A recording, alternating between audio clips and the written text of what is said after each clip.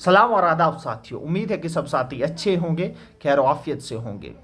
आज जो मैं बात करने जा रहा हूं, जो रीसेंट लोकसभा में बिल पास हुए हैं, 130वीं कॉन्स्टिट्यूशनल अमेंडमेंट बिल जो इंट्रोड्यूस हुआ है उस पर। उस एक्ट में है क्या क्या उस बिल में?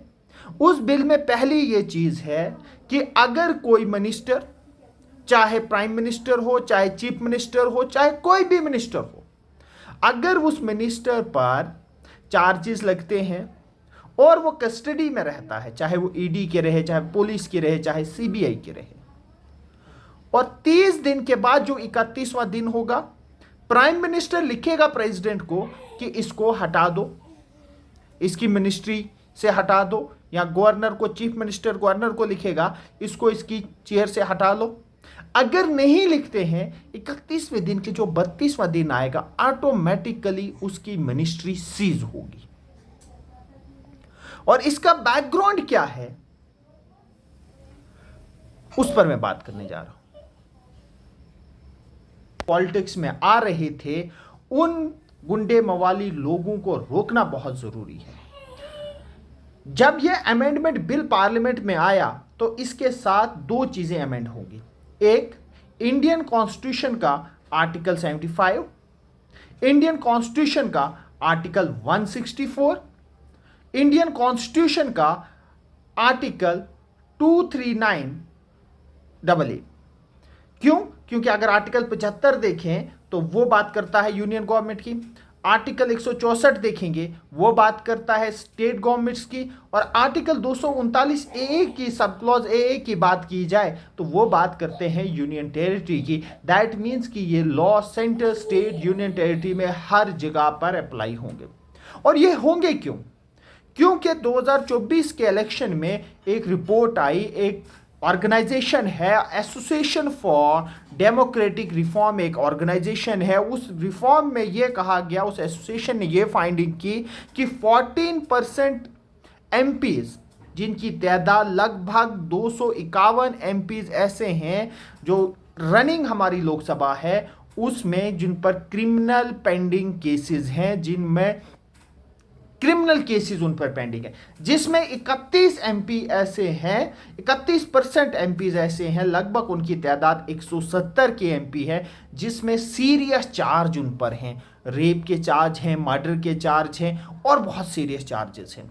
और यह आंकड़ा बढ़ता ही जा रहा था। अगर 2019 की बात करें तो उस वक्त 243% लोग क्रिमिनल बैकग्राउंड से थे, जिन पर क्रिमिनल केसेस थे, उनकी तादाद लगभग 233 एमपीज के आसपास आ रही थी। अगर एट प्रेजेंट अगर एमपीज की बात किया जाए तो इस वक्त बीजेपी के 240 में से 39% एमपीज हैं जिन पर क्रिमिनल केसेस के चार्जेस हैं। कांग्रेस के 49% एमपीज पर क्रिमिनल केसेस के चार्जेस हैं। तृणमूल कांग्रेस पर 45% के आसपास क्रिमिनल चार्जेस हैं। समाजवादी पार्टी में लगभग 57% के आसपास क्रिमिनल चार्जेस हैं, और सबसे ज़्यादा जो क्रिमिनल चार्जेस हैं वो शिवसेना पर हैं, लगभग 71% जो क्रिमिनल चार्जेस हैं उनके हैं। लेकिन ये एक्ट क्या है? पहले ये एक्ट तो आप समझें, इस तरह से इसकी बैकग्राउंड है। इस बैकग्राउंड के अगेंस्ट जाकर ये एक्ट आया है, और ये एक्ट कहता क्या है पहले वो भी जानना बहुत जरूरी है। इस एक्ट में इस एक्ट में क्या कोई ऐसा एक्ट नहीं था इससे पहले कि जिससे जितने भी एमपीज हुआ करते थे उन एमपीज के अगेंस्ट या एमएलएज के अगेंस्ट क्या उनके खिलाफ कोई भी कार्रवाई नहीं होती थी? जी हाँ, एक्ट एग्जिस्ट करता था। वो था पीपल्स रिप्रेजेंटेशन एक्ट 1951। उसकी सेक्शन 8, अगर सेक्शन 1 की बात करें वो फाइन की बात करता था। अगर किसी को फाइन हो जाए तब भी वो डिबार्ड होता था, वो 6 साल तक इलेक्शन नहीं लड़ सकता था। चाहे उस फिर सेक्शन 8 सब क्लॉज 2 वो बात कर रहा था 6 महीने की सजा अगर किसी को, वो भी इलेक्शन नहीं लड़ सकता था।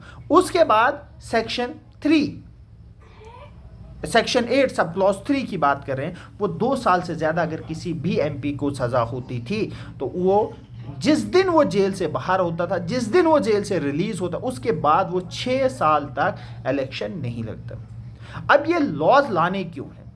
क्योंकि इन लॉज में एक ऐसी चीज दिखाई दे रही है कि सेंट्रल गवर्नमेंट ये एक एग्जीक्यूटिव पावर है। अगर पुलिस देखा जाए तो पुलिस किसके पास है? पुलिस हमेशा सेंट्रल गवर्नमेंट के पास है, क्योंकि सेंट्रल गवर्नमेंट के पास यूनियन टेरिटरी जम्मू कश्मीर की पुलिस है। या दूसरे स्टेट्स में देखा जाए तो सेंट्रल गवर्नमेंट के पास एजेंसीज बहुत हैं, चाहे वो ईडी की बात कर ले, चाहे सीबीआई की बात कर ले, या चाहे दीगर एजेंसीज की बात करें। इस एक्ट के थ्रू वो किसी को भी चार्ज कन्विट करेंगे, किसी पर भी कोई चार्जेस लगा देंगे और उसको रिमांड पर लेंगे या अरेस्ट करेंगे। और 30 दिन तक अगर चीफ मिनिस्टर अरेस्ट रहेगा, नेक्स्ट डे 31वें दिन उसकी चीफ मिनिस्ट्री चली जाएगी। अब इसमें एक ये लग रहा है कि central government excessive use of power कर रहा है। क्यों? क्योंकि अगर हम नेचुरल जस्टिस की बात करें तो नेचुरल जस्टिस में बात होती है कि जो जस्टिस प्रोवाइड होगा वो कब होगा? जब तक ना कोई कन्विक्टेड होगा तब तक आप उसको कैसे सजा दोगे? ये कौन सा इंसाफ है? किस तरह से आप सजा दोगे अगर वो कन्विक्टेड ही नहीं है? अगर आप ईडी की बात करोगे, 1 जनवरी 2015 से लेकर 30 जून 2025 का एक डेटा है, उस डेटा के अनुसार 5892 केसेस मनी लॉन्ड्रिंग के रजिस्टर हुए। और आप हैरान हो जाओगे, अभी तक सिर्फ 15 लोगों को ही कन्विक्टेड पाया गया है, 15 लोगों को ही मुजरिम पाया गया है। और इस तरह से सेंट्रल गवर्नमेंट मिसयूज कर सकती है इस एक्ट का, जो विपक्षी पार्टीज हैं उनके अगेंस्ट, मिसयूज कर सकती है एजेंसीज का अगेंस्ट जो उनके विरोधीज हैं, चाहे वो चीफ मिनिस्टर हो, चाहे वो ऑपोजिशन लीडर हो, चाहे वो और कोई मंत्री हो, उनके अगेंस्ट सेंट्रल गवर्नमेंट इसको क्या कर सकती है? यूज कर सकती है। इसलिए यह कहा जा रहा है कि अगर सेंट्रल गवर्नमेंट को रिफॉर्म करना था तो बीजेपी ने जो 39% उसकी पार्टी के अंदर क्रिमिनल हैं, तो पहले उन 39% लोगों को निकाल दे पार्टी से।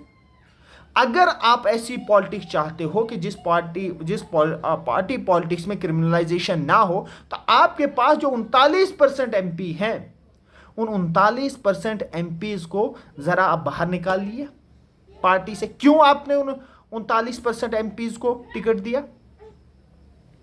क्यों उनको आपने कुछों को मिनिस्टर बनाया हुआ है जिनके अगेंस्ट केसेस हैं? तो पहले भाजपा को खुद पर देखना चाहिए। ये एक साजिश है। जिस तरह से उनको गवर्नमेंट स्टेबल करने में दिक्कत आ रही थी, अब होगा क्या कि आप किसी भी इंडिविजुअल अगर वो मिनिस्टर है तो उस मिनिस्टर के अगेंस्ट क्या किया जाएगा? हॉर्स ट्रेडिंग होगी। उसको बताया जाएगा कि अगर तू हमारे साथ नहीं आता है, हम तेरे खिलाफ एक केस बना रहे हैं तेरी मिनिस्ट्री से, तो हमारे साथ आ। जो एंटी डिफेक्शन लॉ है, एंटी डिफेक्शन लॉ वर्क ही नहीं करेगा। बहुत सारा डिफेक्ट होने वाला है इस लॉ के बाद, बहुत सारी हॉर्स ट्रेडिंग होने वाली है। आपके क्या व्यू है जरूर कमेंट बताएं। शुक्रिया।